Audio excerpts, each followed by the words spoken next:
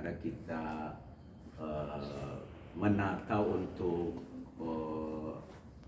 memverifikasi, tentunya kita tidak bisa umumkan juga kita cara mendeteksi seperti apa kan. Iya, karena cara kita untuk valid ketika kita ini ada data loh gitu. Saya pastikan kita akan melangkah maju dengan menggunakan teknologi AI untuk mendata, untuk mendapatkan validasi. Kita sedang menata ke arah sana.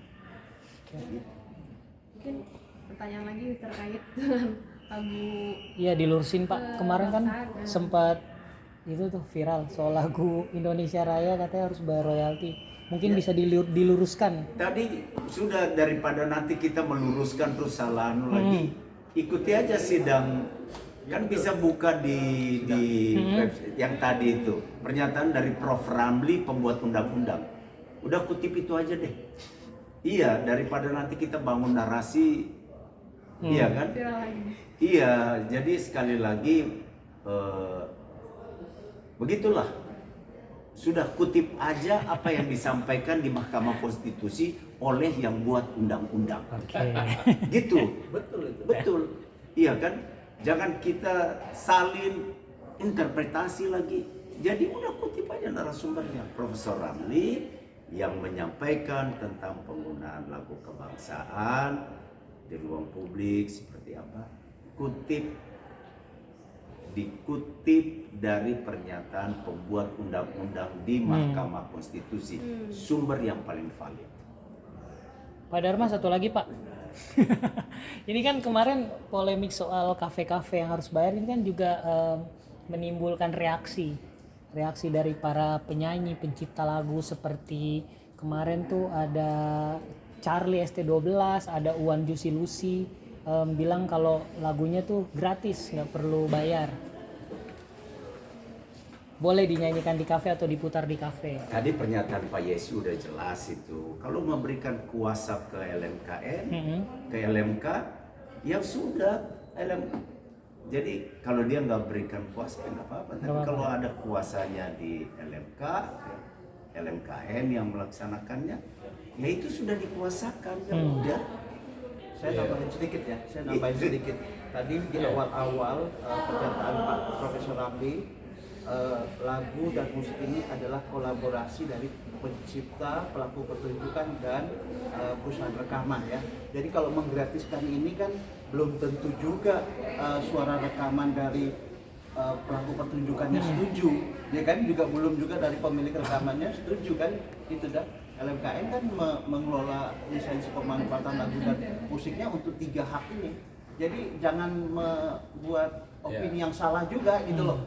Jadi jangan sampai juga jadi teman-teman pengusaha langsung mengaminkan saja dan peta komplit dan dia. Jangan salah, di dalam karya rekaman itu jelas sekali tadi Profesor Ramli sampaikan adalah kolaborasi sebuah ciptaan dengan kemampuan performance yang baik dan juga rekaman yang bagus. Jadi please tolong jangan langsung ditelan begitu saja. Dalam sebuah lagu itu lanjutannya itu dalam bahasa apa disebut the bundle of rights. Jadi dalam sebuah lagu itu kan banyak orang yang penciptanya, tapi penampilnya juga kan, performanya juga ada di situ kan dalam sebuah lagu itu. Baru kemudian ada juga produsernya macam-macam kan itu. Jadi satu gopok ini sebuah lagu, hak ada di situ. Jadi bukan hanya pencipta yang punya hak di situ. Hak atas ciptaan tadi ada pilihan. Kata eksklusif itu dia bisa melarang orang lain, bisa memberikan hak kepada orang lain. Tapi ada juga pengertian eksklusif yang membebaskan orang silahkan, tetapi jangan juga mengganggu hak orang lain. Kan begitu. Tapi nggak semudah itu gitu kan. Oke, kalau dia mau dia berpikir sekarang bahwa ciptaan adalah berfungsi sosial, silakan, kan itu kan. Kalau kita masuk ke pemikiran itu sekarang ya, berfungsi sosial, ada bisa aja, ya kan. Tapi diproduksi sebuah lagu itu bukan hak dia semata-mata gitu loh, ya kan. Itu mah. Saya mau berkomentar, tapi kalau komentar harus komprehensif gitu. Iya. Jangan sepotong-sepotong gitu. Saya Darmo Oratmangun membuat sebuah lagu, Aku Suka Kamu Suka, hits tahun sekian, dinyanyikan oleh Hari Mukti. Pada saat rekaman ini saya buat, ya saya punya lagu, tapi ada haknya penyanyi juga di situ.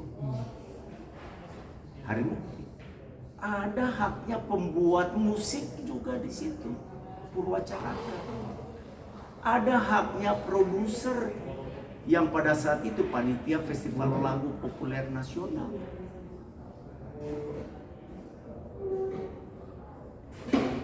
Saya memberikan kuasa ke KCI. Iya, membreakdownnya bagaimana? Gratis yang dimaksudkan ini gratis apa? Jadi pers pun harus tahu substansinya gratis apa yang dimaksudkan. Jadi harus jeli mencermatinya.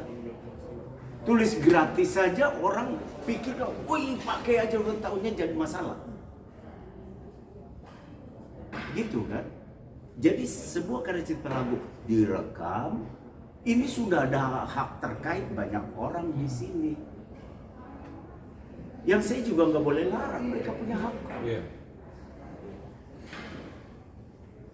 Terus dimanfaatkan, diputar di sana, saya bilang gratis saja. Jadi saya nggak menyalahkan siapapun, tidak. Tapi yang menulis ini pun harus memahami substansi gratis ini yang mana sih. Terus jangan diambil flat aja. Mana fungsi edukasi kita? Iya kan? Mana fungsi mengedukasi masyarakat? Itu juga tanggung jawab orang. Gitu.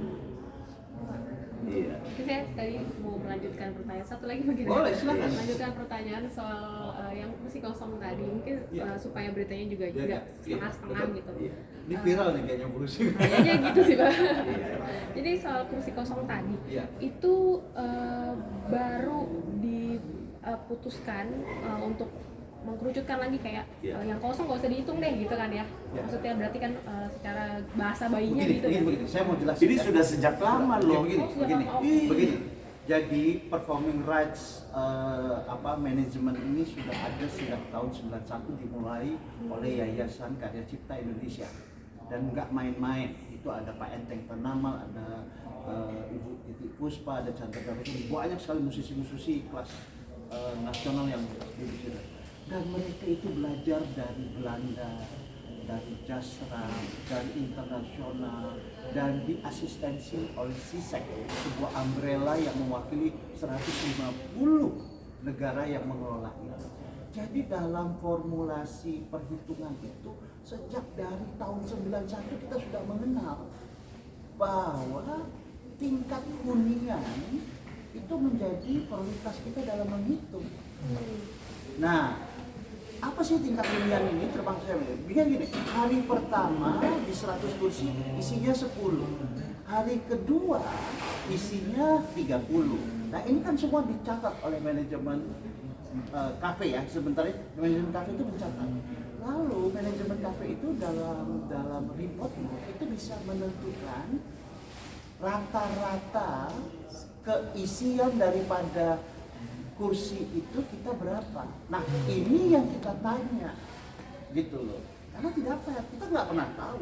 Kita kan melihatnya dari luar ada 100 kursi kan begitu. Nah makanya kami sediakan form, lalu kita mensurveinya ada 100, tapi tingkat huniannya berapa, kita minta mereka memberikan masukan. Yang lebih keren kalau sampai ada yang menyatakan ini Pak, ada sistem hitungan manajemen computerized-nya yang menyatakan bahwa tingkat huniannya X%. Ya sudah, kita hitung begitu.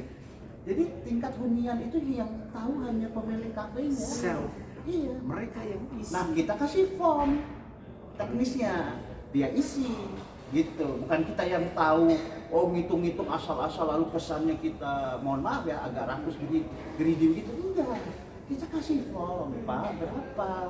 jumlah yang kita tahu 100, tapi yang tahu akupensi rate-nya, dan itu berlaku banyak sekali. Dan kita melakukan itu dari sejak tahun 90-an, sudah melakukan standar perhitungan bagaimana akupensi rate efektif, luas area yang dilayani oleh musik, room yang efektif, jumlah kamar di hotel yang terisi, tingkat semua itu sudah tahun 90 kita jalan. Jadi bukan kemarin, ini mah kebetulan saja pertanyaan Pak Yang Mulia Hakim. Siapa tadi? Pak siapa itu menanyakan bagaimana kalau kejadian kursi kosong.